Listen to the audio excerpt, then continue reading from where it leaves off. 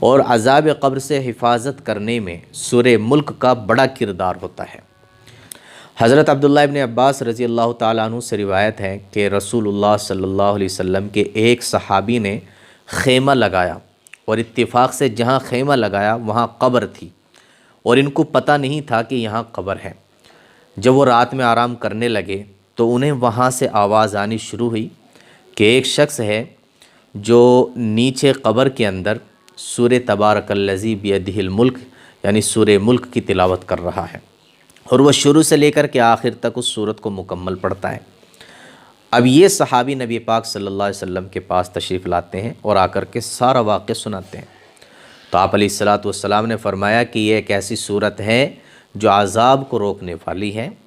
یہ صورت ایسی ہے جو عذاب سے نجات دینے والی ہے، اور یہ صورت ایسی ہے جو اس شخص کو عذاب قبر سے محفوظ کر رہی ہے، نجات دلا رہی ہے، بچا رہی ہے۔ تو جو رات کو سورہ ملک پڑھتا ہے